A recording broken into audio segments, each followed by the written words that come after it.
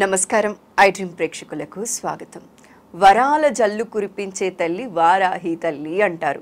అయితే ఈ వారాహి దేవిని నిష్ఠగా కొలుచుకునేదే వారాహి దేవి నవరాత్రులు. ఇవి ఆషాఢ మాసంలో వస్తాయి. అయితే ఇవి గుప్త నవరాత్రులు అనటంతో అసలు చేసుకోవచ్చా, చేసుకోకూడదా, తీవ్ర దేవత కదా, అందరూ కూడా ఆరాధించొచ్చా అని చాలా అపోహలు ఉన్నాయి. అయితే వీటి గురించి ఇవాళ పూర్తిగా మాట్లాడదాం. ఇవాళ మనతో పాటు ఉన్నారు ప్రముఖ ఆధ్యాత్మికవేత్త శివప్రసాద్ గారు. వారిని అడిగి తెలుసుకుందాం. నమస్కారం అండి. ఆశీర్వచనం తల్లి. Thank you Guruji. అయితే గురూజీ, గుప్త నవరాత్రులు, శరన్నవరాత్రుల గురించి అందరికీ తెలుసు, చేసుకుంటూ ఉంటారు. అయితే వారాహి నవరాత్రులు ఏవైతే ఇప్పుడు రాబోతున్నాయో వీటి గురించి చాలా కన్ఫ్యూజన్స్ అనేవి ఉన్నాయండి. చేసుకోవచ్చా అంటే ఇన్నాళ్ళు మనం చేసుకోలేదు కదా, ఇప్పుడు చేసుకుంటే ఏమన్నా అవుతుందా, తీవ్ర దేవత కదా అనే భయం కూడా ఉంది జనాలకి. సో ఈ గుప్త నవరాత్రుల గురించి, వారాహి అమ్మవారి విశిష్టత గురించి మా ప్రేక్షకులకు తెలియజేస్తారా గురుజీ? శ్రీ మహాగణాధిపతయే నమః. ఐం మహాసరస్వత్యే నమః. శ్రీ లలితాంబికాదేవ్యే నమః. వారాహి నవరాత్రులు, గుప్త నవరాత్రులు అనేటువంటివి మనకు రాత్రి శబ్దము చాలా ప్రాధాన్యత. శారదా శరన్నవరాత్రోత్సవములు, గణపతి నవరాత్రులు, ఇలా మనం అన్ని రాత్రి రాత్రి రాత్రి అనేటువంటిది మాట్లాడుతూ ఉంటాం. రాత్రికి ప్రాధాన్యత ఏమిటి అంటే, రాత్రి మనము చేసుకునేటువంటి దాన్ని బట్టి ఉదయాన్నే మనకు వెలుగును చూపించేటువంటిది. చీకట్లు పోయి వెలుగులు ఇచ్చే వెలుగులు. అందుకే దీపావళి, మహాశివరాత్రి ఏది చూసినా మనము ఇవి మాట్లాడుకుంటూ ఉంటాం. ఇక వారాహి నవరాత్రులు అని అనగానే ఆషాఢ శుద్ధ పాడ్యమి నుంచి నవమి దాకా నవరాత్రులు ఉంటాయి. ఈ నవరాత్రులు ఈనాటివేమీ కాదు. ఈనాడంటే ప్రసార మాధ్యమాలు ఇవన్నీ వచ్చాయి కాబట్టి మనం వాటి గురించి ఎక్కువగా మాట్లాడుకునే దానికి అవకాశం ఏర్పడినది. ఎప్పటి నుంచో ఉన్నవే ఈ నవరాత్రులు. ఏమిటి దీని అర్థం అంటే, ఈ నవరాత్రులు మామూలుగా 9 రోజుల పాటు అమ్మవారిని ఆరాధించినటువంటి తర్వాత దశమి నాడు విజయదశమి, మనం దశమి నాడు దశమి వస్తుంది, నవమైన తర్వాత దశమి వస్తుంది.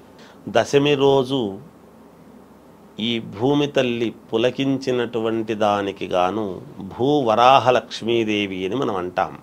ఆ వారాహి అమ్మవారిని 9 రోజులు మనం ఆరాధించినటువంటి దానికి గాను దశమి నాడు తొలకరి వానలు, చిరుకులు పడతాయి. తద్వారా తర్వాత రోజు ఏకాదశి అని వస్తుంది. అదే ఇత్తనాల ఏకాదశి, తొలి ఏకాదశి. ఆషాఢ శుద్ధ ఏకాదశి తొలి ఏకాదశి అంటాం. ఈ తొలి ఏకాదశి నాడే ఇత్తనాలు అందరూ కూడా రైతులు వేసుకోవడం జరుగుతుంది. అంటే ఇది రైతుల పండుగ. ఈ 9 రోజుల పాటు గుప్త నవరాత్రులు. గుప్త నవరాత్రులు అంటే ఏదో రహస్యముగా రాత్రి దొంగతనముగా చేసేటువంటిది కాదు.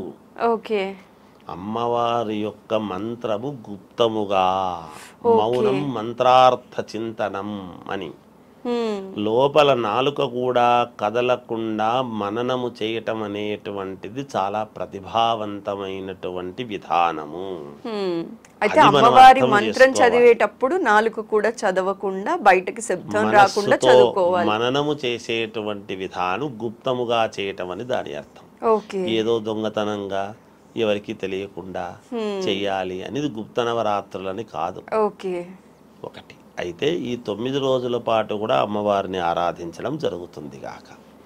ఏమిటి అమ్మవారిని ఆరాధించడం అంటే, భూవరాహ లక్ష్మీదేవి, భూమాతకు మనం తల్లిని నమ్ముకున్నవాడు ఎవరికైనా చెడుపు జరుగుతుందా? లేదు. అలాగే కన్న తల్లి లాంటి భూమాతను నమ్ముకున్నటువంటి వాడికి కూడా ఎప్పుడూ విజయమే లభిస్తుంది కాబట్టి ఎక్కడా ఇబ్బంది ఉండదు. అయితే ఈ నవరాత్రులు చాలా ప్రతిభావంతమైనటువంటివి. వారాహి అమ్మవారి నవరాత్రులు అందరూ చేసుకోవచ్చా? ఒకవేళ ఎప్పుడు మేము చేసుకోలేదు కదా, చేసుకుంటే ఏమన్నా ఇబ్బందా అనేటువంటి ప్రశ్న మీరు వాడారు. తల్లి అందరూ చేసుకోవచ్చును. ఏమిటి, ఎవరికైనా స్థలము యొక్క తకరారులు ఉంటే, ఇబ్బందులు ఉంటే, భూ సంబంధితమైనటువంటి సమస్యలు ఏవి ఉండినా, ఎప్పటి నుంచో నాకు గృహము కావాలి, ఇల్లు కావాలి, నాకు ఒక స్థలం కావాలి అని కోరుకునేటువంటి వాళ్ళు కానీ ఇలాంటివి ఏవి ఉండినా ఇంతవరకు స్థానం అంటే స్థిరమైనటువంటి ఇది ఒక మనిషికి అవసరము కాబట్టి ఈ పంటలు బాగా పండాలి అన్నా ఏమైనా ఇటువంటి సంబంధమైనటువంటివి ఏవి ఉండినా ఈ వారాహి నవరాత్రులు చాలా ముఖ్యమైనటువంటివి. ఏమి చేయాలి, ఎలా చేసుకోవాలి?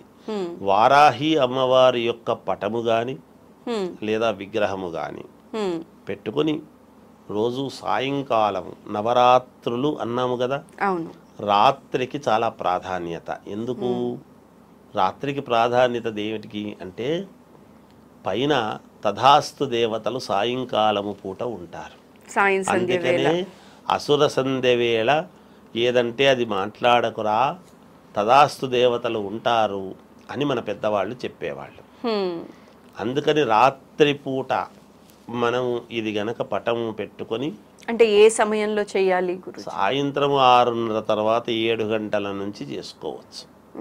అంటే ఆఫీస్ నుంచి వెళ్ళటం లేట్ అయిన వాళ్ళు కూడా చేసుకోవచ్చు, ఎప్పటి వరకు చేయొచ్చు? సహజంగా రాత్రి 9, 9:30, 10 వరకు చేసుకోవచ్చు. అయితే నేను చెప్తాను, ఆ వివరాలన్నీ కూడా మీకు చెప్తాను. ఇప్పుడు ఒక పటము కానీ విగ్రహము కానీ పెట్టుకోవటం.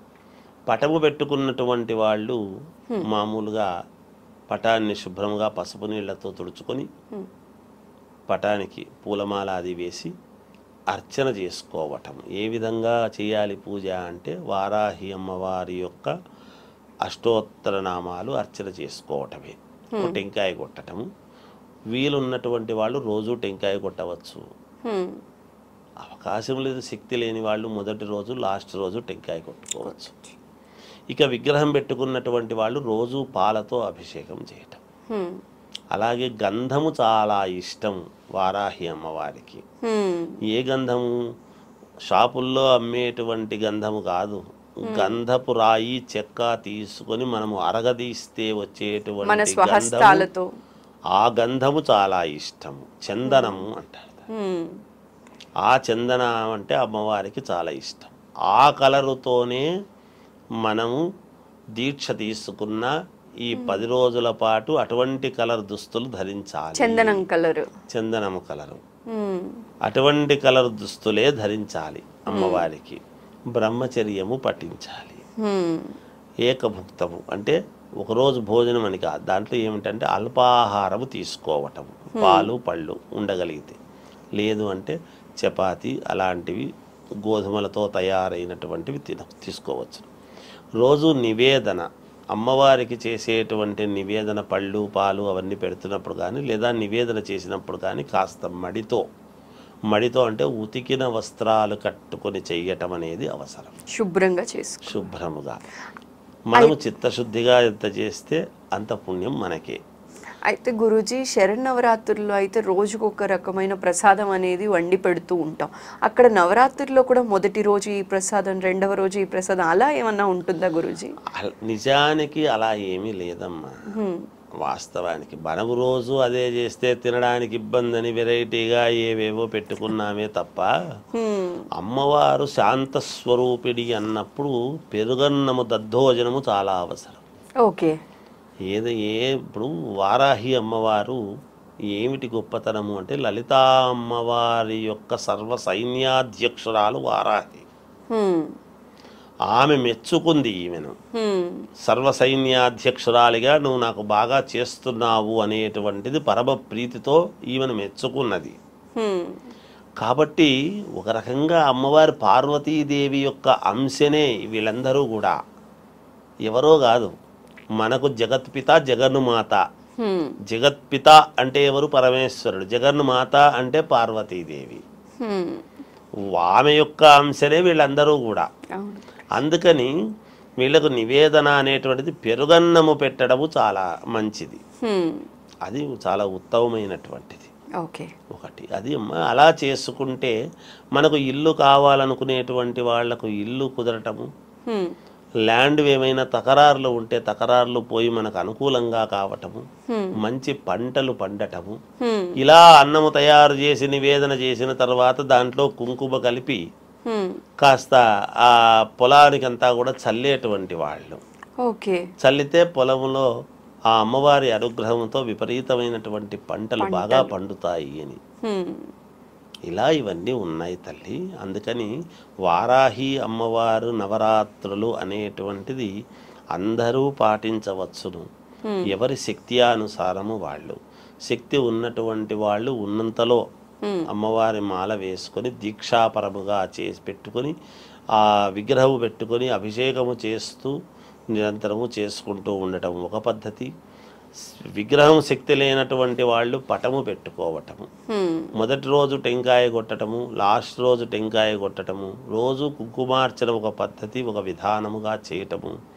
ఇవి చేసుకుని ఆరాధిస్తే, మనము ఎంత ఆరాధిస్తే చిత్తశుద్ధిగా అంత పుణ్యము. మనం ఎంత పాత్ర తీసుకువెళితే అన్నే నీళ్ళు వస్తాయి. మనం ఎంత చిత్తశుద్ధిగా పూజ చేస్తే అదే ఫలితం వస్తుంది. అది చేసుకున్న వాళ్ళని బట్టి, చేసుకునే వాళ్ళ విధానాన్ని బట్టి తప్పకుండా అమ్మవారి అనుగ్రహము అందరి యందు ఉంటుందిగాక. అయితే ఈ సంవత్సరం ఈ ఆషాఢ మాసంలో ప్రతి ఒక్కరూ కూడా అమ్మవారికి ఈ నవరాత్రులు జరుపుకొని వారాహిదేవి అనుగ్రహం పరిపూర్ణంగా పొందాలని మనస్ఫూర్తిగా కోరుకుంటూ, మా వారికి అర్థమయ్యేలా సవివరంగా నవరాత్రులు ఎలా జరుపుకోవాలో చెప్పినందుకు మరోసారి ప్రత్యేక ధన్యవాదాలు గురూజీ. నమస్కారం. ఆశీర్వచనం తల్లి. జయం.